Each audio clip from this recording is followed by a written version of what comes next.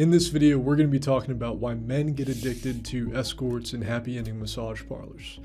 This is far more popular than anybody can really imagine. It's in every major city across the world, and there's a secret underworld of men going out and paying for these services. And the people who do this come from all walks of life, all different backgrounds, and family people versus single men, rich, poor, anything you can ever imagine. The demographic is hard to tie down with the people who go out and pay for these things. But there are a lot of commonalities with the guys who get addicted to these places.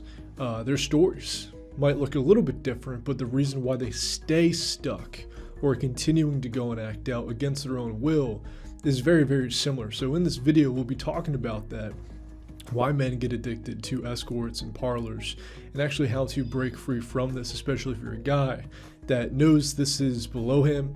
You know there's more to life than just this, and you want to be able to build and not have to settle for anything like this. Now, this video will have two different categories. One is going to be why people fall into this, and the other is going to be why men stay stuck acting out and doing these things when they don't really want to or find it the most valuable option.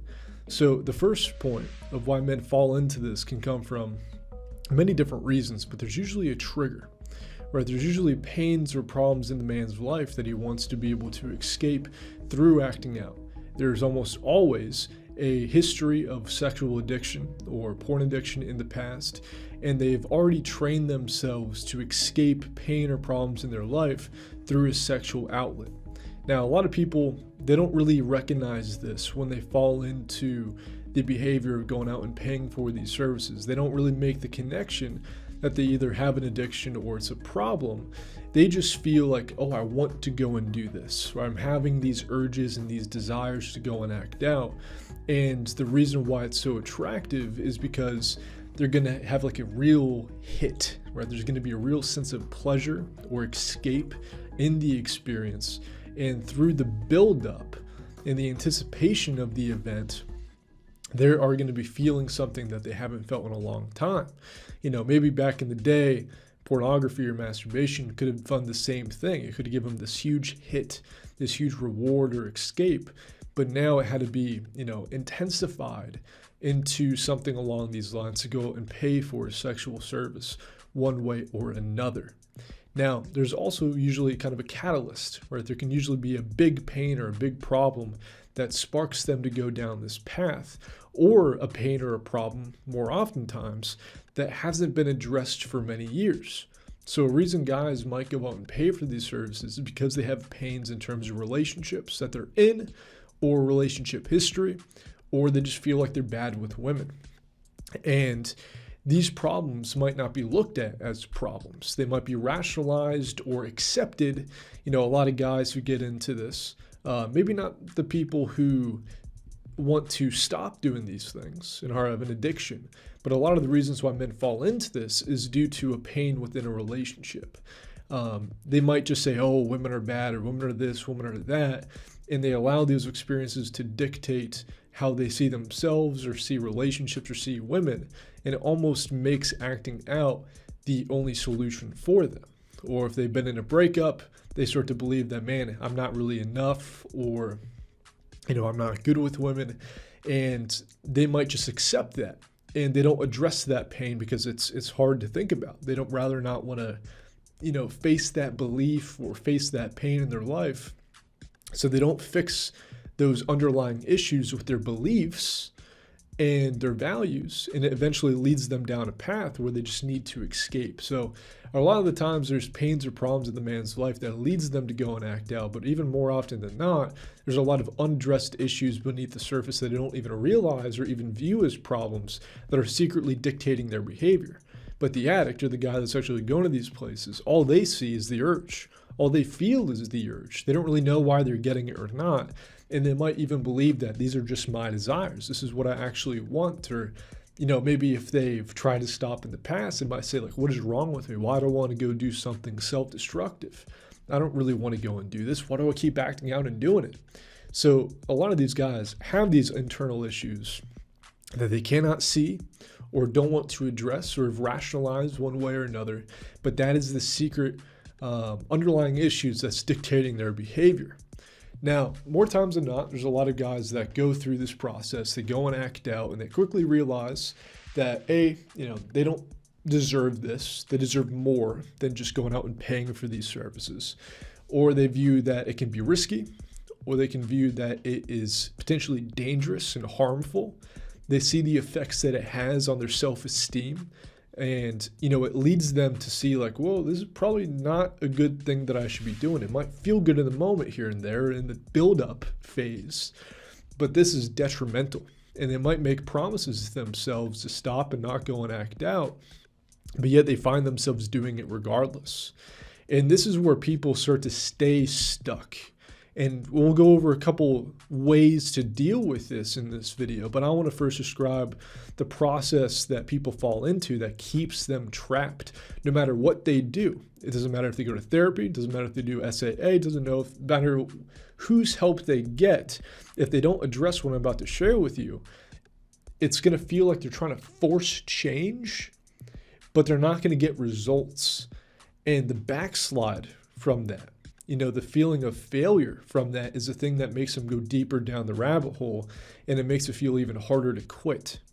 So what ends up happening is when guys try to restrict their behavior or set a guideline or, put a line in the sand and say, I'm not going to go and do these things anymore because it's harmful for me, but they fall back again, it affects their self-image to a large degree that needs to be addressed and fixed before you can actually change the behavior.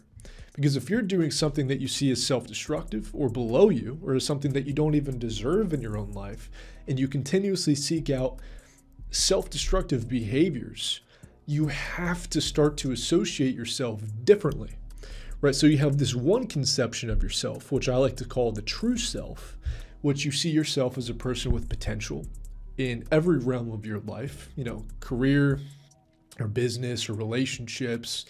You see yourself as this guy that you want to be and you can be. And that kind of identity has its own belief sets and values and actions and preferred environments. But acting out is completely contrary to that. And it's in fact the complete opposite. So on one hand, you have this positive outlook of yourself, but through acting out repeatedly, you start to damage that image. And then over time, you start to grow this negative belief set about yourself. You start to say things to yourself like, I'm weak. Why can't I break free from this? Or you start to get really mad and upset about where you're at in life, and you see yourself as someone that's not as valuable. You slowly over time start to build up this negative self-belief, and it becomes very, very strong the more that you act out. And the more that you try to stop and restrict yourself from doing these things that you don't really want to do, but you fall back anyways, you're just building this negative, identity and belief set about yourself that starts to have an effect on every other aspect of your life. And when that happens, it's even more proof of this negative belief set. And then this positive identity that you once had strong starts to deteriorate and go away over time. And I've spoken to a lot of guys who've been struggling with these things, who experience this like ego death, or they just can't see themselves as someone that has value or meaning or purpose. And it's like this negative belief set has completely engulfed them. And there's a way out of it, but it's very difficult. If you don't know what to focus on or don't know what to do, you need to heal this first before you can actually start to work on yourself and move in the right direction. So that is the real reason why men stay acting out and doing things that they don't really want to do with escorts or parlors or porn, campsites, any of these things. It's because of that tainted identity. So when they try to work on themselves and break free, they can't build sustained results or progress, and they keep relapsing after a month or 2 months or 3 months, and they keep falling back into it because they haven't healed the identity issues that are going on beneath the surface. So that is a big part of it. Now, another reason that guys stay acting out and going through this process is not necessarily knowing how to fix all of this. They focus on behavior and restricting their behavior.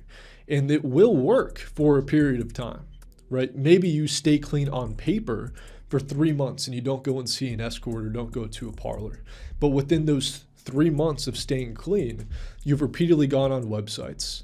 You've repeatedly, gotten urges to go and act out when you're restricting yourself. You're trying to, stop yourself from going and doing it. And it's really, really taxing to do, right? So on paper, yeah, you might be staying clean, but that is not a sustainable way to go about it. That is proof that you're nowhere even close to healing and moving on from everything that's going on beneath the surface. You haven't learned the skill set to be able to heal a lot of these pains and problems that are underneath the surface, or heal the identity issues that are ongoing. So what a lot of guys do is they try to constantly fight against themselves on a day-to-day basis. They restrict and they control behaviors or add resistance in the acting out process through blockers, or putting money in different accounts, or having guidelines around their behaviors. Like, they just try to do things to control themselves, but it never works in the long run. It might be more managed, you might be seeing progress, but that is not a solution to these things. So when that fails, that breaks people, because it's like, man, I'm trying to quit. I'm trying to move in the right direction. I don't want to be doing these things anymore, but yet it continues. So that is another reason why men usually are not able to break free from these things or stay stuck, is because they're trying to control behavior and not deal with the underlying issues that are actually dictating the acting out. So what ends up happening for a lot of people is they eventually start to accept the acting out as a part of their life. They rather not fight against it and use a bunch of energy and willpower to try to control the behavior or slow it down, and instead say, you know what, it is what it is, this is how things are, and they accept this shitty situation in their life. It's less painful because you're not actually trying to change things and force change to no results, and instead you kind of accept a bad life. And a lot of people might stay in this period where they rationalize it, or they just stop trying because of all of these failures. They're not happy with where they're at in life. They would rather have things be different, but they just feel like for one reason or another, they're not capable or worthy of change or getting out of the position that they're in. And this is where a lot of people, really break themselves. Like, this is ultimately what's at the end of the acting out, right? Initially, there's going to be pleasure. There's going to be a hit. It's going to be a good escape. But over time, what's at the end of it is you just have no respect for yourself. And the only thing that makes you feel anything is to go and act out. And I've been there before. I've gone down this process. I've faced the end of this myself. And you even feel hopeless that you can even change. Now, obviously, that's not the truth. You can break free if you have the right process and ideas and support systems. But that is kind of like what's at the end of all this stuff. So if you're someone that's resonated with a lot of the things that I'm saying, I'm going to share with you a couple of high-level things. You're not going to be able to change these things on your own. You haven't been able to do it so far. You will not continue to do it on your own. But I can share with you a little bit about what the process will look like to have long-term freedom. So it has nothing to do with controlling behavior anymore. It has nothing to do with any of that stuff, and everything to do with healing everything that's going on beneath the surface. So what usually I start with when I'm working with someone is first getting an idea about what pain they're experiencing. You get a history of that, right? From the start of the acting out process to some of the big ones that they're facing right now. If you're acting out and doing something self-destructive that you don't want to do, it's because you're doing it to escape. Just because you might not see the pain or allow yourself to see the pain and feel the pain doesn't mean it's not going on. A lot of people I've seen rationalize that, but what they don't understand is because they're escaping so often through many different measures, they don't allow themselves to feel pain. But if you're doing something self-destructive, it is because you're escaping something. Not because you feel like doing it, or at this point you've changed your brain and you just have these desires now, like you're chemically addicted or anything like that. No, you're escaping pain. So I want to understand what that looks like, what pains you're feeling on a day-to-day basis, and what pains have become scars, right? So what I consider a scar is a pain that is so intense that it broke you. It's changed belief sets about yourself or your situation or about relationships or about the way you see God. any of these things, because we need to heal those first before we actually focus on moving in the right direction or building yourself back up again. A lot of people, they jump these steps.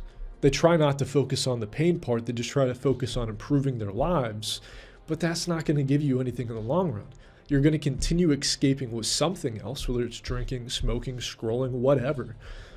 Or you just go for a period of time of using willpower and discipline just to fall back again until another pain happens in your life. So once you identify all the pain that's going on in their life, we then go into a process of learning how to feel and express the pain. This is very important because most people, they run from this pain to acting out or to even other forms of escapism. And we need to learn how to actually train your body and your mind to not see pain as a bad thing anymore. But the first initial part of that is not fun. It sucks. And I'll give you a story to kind of show what the process looks like. When I was acting out, when I was 19, this was very, very intense of a time, very short-lived in terms of the pain for escorts and parlors, but very intense. I was, comparative to everybody that I've spoken to on one-to-ones and consultations, the way that I was escaping on a day-to-day basis is up there. I don't really know of anyone that would really top me on this, because every second of the day I was escaping in my life. Listening to music, listening to YouTube videos, or doing something, or working out, or every second of my day was distraction filled. And it was so bad that I would have to go to sleep listening to music just to fall asleep, because if I listened to my own thoughts, that would set me back and make me spiral. And I was doing that for months at a time. It was bad. And eventually the pain was so loud and my thoughts were so loud that I couldn't escape it anymore. I was like, even if I distracted myself with many different things at once, listening to music, playing a game, or doesn't matter what I was doing and how intense the escape it was, I just had this nagging sensation of like, man, I still feel this pain. I couldn't escape it anymore. And for 10 days straight, I started to listen to that pain and listen to my thoughts for the first time in months. And the things that was popping up was extremely dark, extremely dark. I would have fits of rage for an extended period of time, 30 minutes ongoing to 2 hours, just mad at myself, what I've allowed in my life, my situation, my mistakes, my shortfalls, missed opportunities in many different areas of my life, fits of rage and frustration followed by immense sadness and weeping and crying and realizing this situation's a lot worse than I ever realized. And it was because I never processed the pain. I was running from it. But after 10 days of doing that, repeated anger and frustration followed by sadness, I felt a sense of peace. And peace wasn't absence of pain. The pain was there. And if I really wanted to make myself angry, I probably could. But eventually got to a point where I couldn't feel mad anymore. I couldn't feel angry or frustrated. I couldn't feel sad, even if I tried, because it would give me a release. When I finally left all those emotions out and expressed it for the first time, I felt peace. I felt good, like a weight was taken off my shoulders, and a massive one at that. But even though I felt peace, that was the first step of the healing process. I was now comfortable to look at my problems in the eye and say, okay, we're going to work on this now. And pain went from something that I was trying to avoid to embracing it, because it actually led to that problem getting solved. And I embraced it, and it felt good to feel the pain. I didn't run from it. It was motivation, but healthy motivation, not negative motivation, not at all. Healthy motivation, because I was actually working with the problem instead of trying to escape and run from it and just kind of ignore everything that was going on in my life. And when I did that, a lot of the the desire to act out decreased tremendously, because my body was like, thank God you're dealing with the problem. I don't want to do something self-destructive. I'm not giving you these urges for any reason, just because you feel like it or your just mind is like this for some reason. No, there's a lot of pain and problems that you're not addressing. So the time that I actually expressed the pain, felt the pain, the desire to act out decreased tremendously. Now, this was a very difficult thing to do, and it actually extended way past those 10 days because it went deeper than just the ongoing issues that I was facing in the moment. I had to go and express the pain and heal pain that I didn't even know existed, or things that happened far in the past. But just by doing that, it helped so much more than I ever realized. So that's the first step to this. And I usually help people start to express that pain and learn how to do that. And then we can start to heal some of these scars that we've spoken about. So now you're comfortable facing the problem, looking at it to the eye. Now we can start to address how individual pains have broken you as a person. So like I said earlier, a scar is a pain that has changed beliefs about yourself or your situation or God or whatever.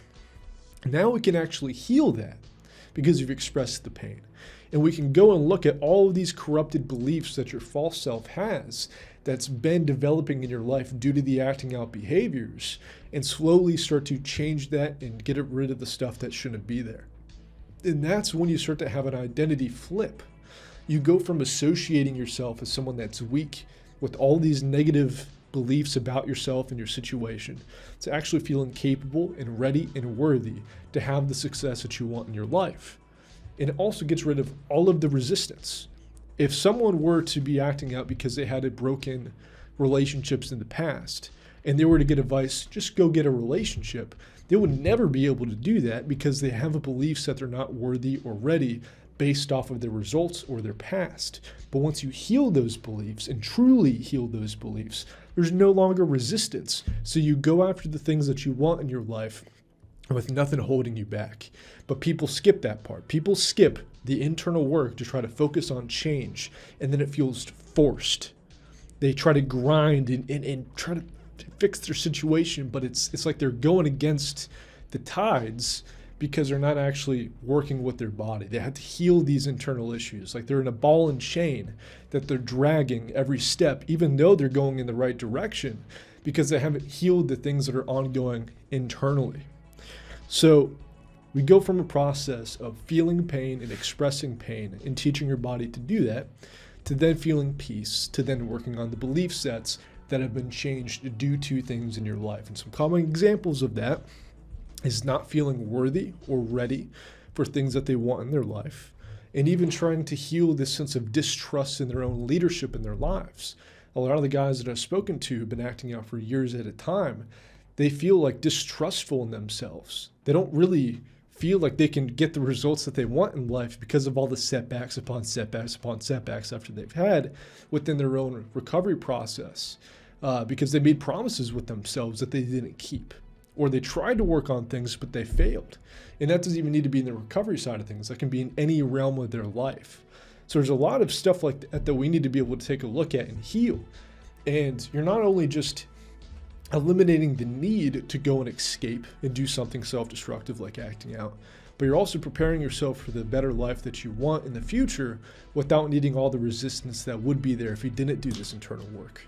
I hope that's making sense. So the last thing I'll share in this video, again, this is super high level, and this is probably the things that I would focus on with somebody within the first month. But the other thing that I would teach people is learning a skill around pain. Yes, you want to heal all the stuff that's already happened in your life or the internal issues that are going on that leads to going and acting out. But if you just leave it at that, what's going to happen 3 months from now, 6 months from now, a year from now, when you face a new pain or a new challenge, right? So even if you break through some of the stuff you're facing now, yeah, that's only going to lead to more challenges down the line if we're being honest. So if you don't have a skill around learning to deal with pain in the moment, that's going to be another thing that sets you off in the long run.